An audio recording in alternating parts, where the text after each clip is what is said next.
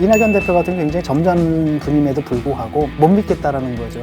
더 큰 불안은 아마도 이제 이재명 지사에 대해서도 갖고 있을 겁니다. 이재명 지사 같은 경우에는 친문들한테 엄청나게 당했거든요. 김경수가 만약에 무죄가 나온다면 그쪽으로 확 달려갈 수도 있는 그런 상황이죠. 저는 두 분 다 장점이 있는 분이라고 생각을 해요. 이낙연 대표 같은 경우에는 국회에서 굉장히 험한 말들 같은 것도 점잖게 받아치고 그랬거든요. 이재명 지사 같은 경우에는 법원으로서 그분의 능력은 의심하지 않아요. 아주 탁월합니다. 슬슬 이제 승부수를 과감하게 던져도 되지 않느냐.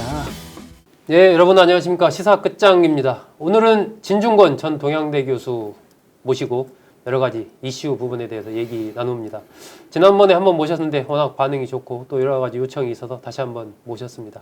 본격 대담을 나누기 앞서서 저희 시사저널사에서 존 볼턴 전 백악관 국가안보보좌관의 회고로 현재 인터넷 서점 예스24 교보문고 알라딘 인터파크에서 판매를 진행을 하고 있고요. 많이 관심 가져주시고 성원해 주시기 부탁드립니다. 민주당은 이해찬 전 대표가 수렴 청정한다. 이낙연 대표는 허수아비다. 제가 보기에는 굉장히 센 표현을 하셨던데 뭐 이렇게 보시는 이유가 뭐예요? 그거는 근데 다들 알고 있죠. 다들 알고 있습니까? 제 표현의 문제가 아니라 민주당의 현실이 그렇잖아요. 그러니까 실은 이제 민주당을 장악한 사람들이 586 세력이고, 그 다음에 이제 과거에 이제 그들이 이제 NL 운동을 했던 사람들이 주축이 되고 있고, 그들이 핵심이고, 그 나머지 의원들 같은 경우에는 약간 공무원 같아요. 그러니까 관료주의 사회의 공무원처럼 그냥 자기 의원 자리 보존하는 것을 최고로 알고 자기 목소리도 없이 함구해 그럼 함구하고, 그 다음에 거수해 그럼 다 손들고 이렇게 돼버린 상태라는 거죠. 그러니까 친문 세력이 장악을 했고, 반면에 이제 이낙연 대표 같은 경우에는 그쪽 정통 라인이 아니거든요. 근데 사실 그 친문에서는 조국이 살아있었으면 참 좋았겠죠. 근데 그 계획이 이제 무너지다 보니까 플랜 B가 없었던 거예요. 그런데 그 플랜 B 대신 할 수 있는 역할을 하는 게 이제 김경수 정도인데, 김경수는 아직 재판도 좀 안 끝난 상태고, 또 하나는 김두관은 너무 좀 약하고 이런 상태에서 마지못해서 이낙연 대표 체제를 인정을 해준 거죠, 지금. 최근에 여기 이해찬 대표 인터뷰 보니까 김경수 지사 부분에 대해서 만약에 판결을 무죄로 받거나 하면 여러 가지 가능성이 열려 있다, 뭐 이런 맥락으로 얘기를 했더라고요. 그렇죠. 그게 그들이 원하는 가장 바람직한 솔루션일 겁니다. 왜냐하면은 어느 주자가 되든지 간에 대선을 치르려면은 그 지난 정권의 죄과와는 선을 그을 수밖에 없는 거잖아요. 차별화가 불가피한데. 항상 그렇죠. 차별화를 하잖아요. 옛날에 정동영이 노무현과 차별화하고, 그다음에 박근혜가 노태우도 전두환이랑 차별화했죠. 이명박과 차별화하고, 김영삼은 전두환 노태우랑 차별화하고 이런 건데, 이렇게 되면 자기들 그 훗날이 좀 걱정스러운 거죠. 그게 좀 가장 안심되는 게 바로 뭐냐면 PK 출신의 친문, 친노 이쪽인데, 이른바 친문 적자에 의한 정권 창출인데 사실은 그렇기 때문에 이낙연 체제도 저는 처음에 그걸 걱정했거든요. 저 사람들이 이제 이낙연 씨를 흔들 것이다. 그랬는데 뭐 그 속셈이 이제 드러난 거죠. 속마음이 안심을 못하는 겁니다. 이낙연 대표 같은 경우 굉장히 점잖은 분임에도 불구하고 못 믿겠다라는 거죠. 더 큰 불안은 아마도 이제 이재명 지사에 대해서도 갖고 있을 겁니다. 이재명 지사 같은 경우에는 친문들하고 한번 붙은 적이 있고 친문들한테 엄청나게 당했거든요, 그때. 그러니까 자기들도 좀 불안한 측면이 있겠고, 그러니까 김경수가 만약에 무죄가 나온다면 그쪽으로 확 달려갈 수도 있는 그런 상황이죠. 그러니까 이낙연 대표가 당의 주인이 아닌 거예요. 이번에도 그 추미애 사태 때 의원들이 굉장히 과도한 발언들을 막 황희 했잖아요. 의원이나 뭐 정청래 의원, 김종민 의원 등등 그 얘기 중했었죠. 완전 돌쇠들 있잖아요. 완장파들이 정말 국민들이 염장을 지르는 발언들을 막 했는데, 그들은 자기들의 콘크리트 지지층만 보기 때문에 그러는 거거든요. 그런데 이제 이낙연 대표 같은 경우에 최소한 거기에 머물렀지는 않고 전체를 보는 거예요. 여론을. 그래서 거기서 발언을 자제시켰는데 바로 그 다음날 언동을 좀 조심해야 된다라고 얘기했는데, 바로 그 다음날 이해찬 대표가 나와가지고 오더를 내린 거죠. 추미애 지켜! 딱 오더를 내려버리니까. 결국은 그 오더에 따라서 이낙연 대표도 따라가잖아요. 거기에 따라가지고.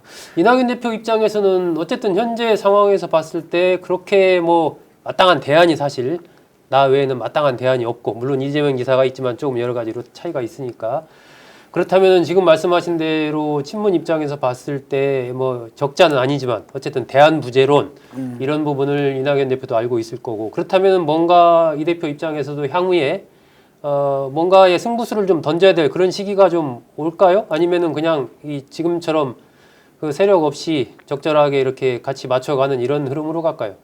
그게 힘들 거라고 보거든요. 차별화가 힘들 것이다. 네, 차별화가 힘들다고 보는 게 이재명 지사 같은 경우에도 결국 추미애 옹호하는 거거든요.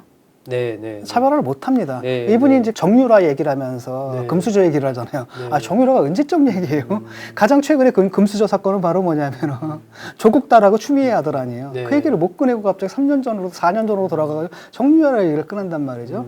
그 차별화를 못 한다는 겁니다. 왜냐하면 당 자체가 그걸 허용하는 구조가 아니에요. 네. 친문에 의해서 장악되어 있기 때문에 아하. 일단 자기들이 대권 주자가 되려면 그들의 도장을 받아야 되는 거거든요. 네. 요번에 그 최고위 선거 한번 보세요. 네. 다 친문들이거든요. 어디서 듣도 보도 못한 사람들이 네. 그 강성 발언을 통해 가지고 그 최고위를 장악했단 말이죠. 네. 그러니까 그 전에 보면 그래도 그 김혜영 최고라든지 이런 분들도 덜어 있었는데 네. 예. 완전히 친문 완장파 돌쇠들 네. 이런 상태고요. 네. 완전 장악이 됐다. 그렇죠. 그러니까 이런 상황 속에서 어쨌든 대권 주자가 되려면은 그들의 도장을 받아야 되는 상황입니다. 그리고 그들의 전결권을 누가 갖고 있냐면 역시 이제 이해찬 전 대표가 갖고 있는 거죠. 그리고 이분이 은퇴를 했는데도 은퇴를 안 하셨더라고요. 네. 계속 뭐라 하면 인터뷰 보니까 다음 뭐 보궐선거 그다음 대선까지 돕겠다 그러잖아요. 네. 한마디로 당을 계속 끌고 가겠다라는 겁니다. 현실- 생각해 보세요. 그 사람들이 그러면 누구한테 결제를 받겠어요? 이낙연 대표한테 결제를 받겠어요? 아니면 상황한테 가서 결제를 받겠어요? 신문들이. 민주당의 사실상 상황은 이해찬 전 대표다. 그렇죠. 아직도.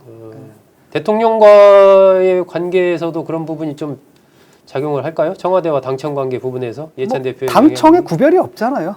당청에 지금 구별이 없는 거고 또 대통령을 되게 좋아하시더라고요. 요즘 뭐 당청 관계가 환상적이래나. 아, 예. 당청 관계가 환상적이면 어떻게 해. 이게 이제 그분들의 그 말을 딱 하는 순간 그게 망언이라는 사실을 대통령 자신이 몰라요. 예.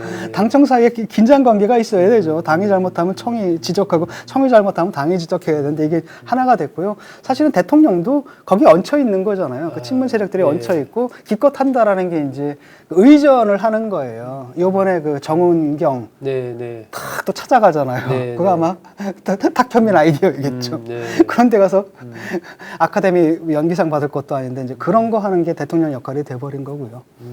사실은 그 전까지만 해도 대통령이 인해 장막에 갇혀 있다 이런 생각을 했었는데 하여튼 작년 말 이후로는 저도 생각이 바꿔가지고 그들과 대통령이 다르지 않다. 왜냐하면 대통령 자신이 그들에 의해서 만들어졌기 때문에 네. 이런 생각을 하게 된 거죠. 그러니까 당연히 당청 관계가 환상적일 수밖에 없는 거죠. 일체니까. 예, 예, 예.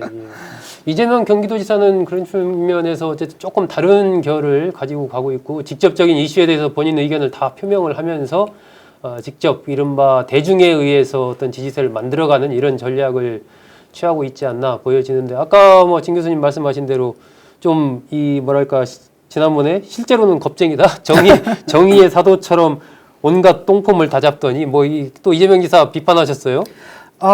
저는 아직은 이제 그 여권의 그 두 대선 주자에 대해서는 사실은 제 판단을 좀 유보하고 있거든요. 이낙연, 이재명 네, 두 분에 대한 판단 유보가 있다. 왜냐하면 아직은 그들이 대권 주자로서 어떤 모습을 충분히 보여주진 않았다. 그렇기 때문에 조금 더 기다리는 중이었거든요. 네. 근데 갑자기 이제 추미애 옹호하는 발언하니까 짜증이 나더라고요. 한마디 했던 거고요. 저는 두 분 다 장점이 있는 분이라고 생각을 해요. 어떤 일단 장점이 이제 있나요? 이낙연 대표 같은 경우에는 네. 그 전에 이제 총리 시절에 그 국회에서 굉장히 험한 말들 네, 같은 것도 네, 점잖게 받아치고 예, 예. 그랬거든요. 그게 장점이자 단점인 것 같아요.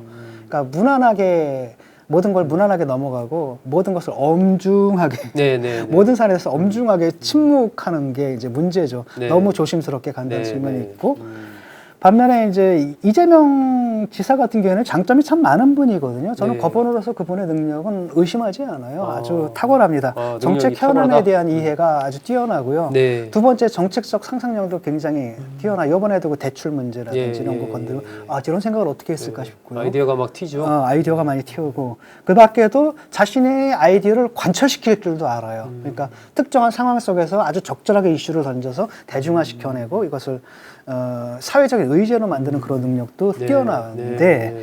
그 단점이 뭐냐면은 약간 퍼퓰리스트적이에요. 그러다 보니까 자기가 믿을 거는 사실 대중밖에 없거든요. 네. 그러다 보니까 포퓰리즘적입니다. 그래서 모든 사안에 대해서 제가 경계하는 게 바로 뭐냐면은 특정한 소수 집단 있잖아요. 이미 지탄을 받고 있는 소수 집단을 딱 건드려요.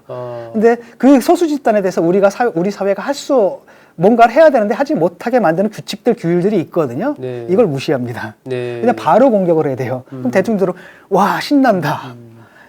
그러니까 이건데 이게 예를 들어서 무슨 성남시장이나 경기도 지사만 해도 오케이. 근데 대통령은 다른 자리거든요. 대통령은 온 국민을 다 아울러야 되고 그런 식의 갈라치기 리더십까지는 되지 않는다는 사실을 알아야 됩니다. 이제부터 보여줘야 될 것은 아까 말한 자기의 재능들, 자기의 장점들을 갖다 살리는 또 다른 방식들을 고민을 해야 되거든요. 이제까지 이렇게 왔지만 이제는 다른 방식으로 그러니까 딱 갈라치게 되면 어떤 사안에 대해서 찬성하고 반대하는 그룹이 있는데 찬성을 갖다 관철시키면서도 그 반대하는 그룹들을 어떻게 설득하느냐. 여기서 리더십을 보여줘야 되는데 그게 좀 부족한 거죠. 그리고 요번에 이제 추미애 옹호한 건 아마도 친문에 대해서 왜냐하면 이분이 계속 친문을 또 견제를 하거든요. 뚝뚝 견제하다가 저쪽에서 반발이 나면 싹 도망가고 이럴 수밖에 없는 처지를 저는 이해를 해요. 이해를 하는데 그럼에도 불구하고 이제는 믿을 게 그거밖에 없다고 한다면 저는 이분이 좀 야인이잖아요. 사실은 이낙연 대표는 약간 정치적인 세력 관계로 봤을 때 온실속의 화초 같은 느낌이고 그렇다고 한다면 슬슬 이제 승부수를 과감하게 던져도 되지 않느냐. 그러니까 친문이 주는 그걸 갖다 받아 먹어서는 뭐 대통령이 될 수는 있을지 몰라도 그러니까 문재인 시즌 2예요. 그것도 다운그레이드 버전으로. 그럴 수밖에 없거든요. 라고 한다면 자기가 뭔가를 좀 다른 것을 하고 싶다라고 한다면 이제는 과감하게 던져서 그들을 갖다 설득시킬 줄도 알아야 되는 겁니다. 강성 지지자들 당신들 그러지 말아라. 그건 좋은 방법이 아니다. 당신들의 분노가 있다면 그것은 이렇게 표출해라. 라고 하면서 그들에게 아부하고 영합하는 게 아니라 그들과 제대로 붙으면서 그들을 설득을 할 줄 알아야 되는 거죠. 그런 승부수를 이제 던질 때도 됐다고 봅니다. 그리고 그것이 저는 이재명스러운 거라고 봐요. 지난번에 언론 보도 보면은 지금 말씀하신 이른바 친문 적극 지지층이 이낙연 지사 쪽으로 많이 옮아갔다. 뭐 이런 이제 여론조사의 흐름을 이제 분석해서 언론에서 보도한 그런 부분을 봤는데 그것이 아마 지금 진 교수께서 말씀하신 정면 승부의 한 방향이 아닌가 보여집니다. 어쨌든 이낙연, 이재명 두 대권주자의 향후 운명 그리고 민주당 이 진정 교수가 상황이라고 칭한 이해찬 전 대표의 영향력 이런 부분들이 얼마나 또 유지가 될지 향후 어떻게 펼쳐질지 한번 재밌게 잘 지켜보시도록 하겠습니다.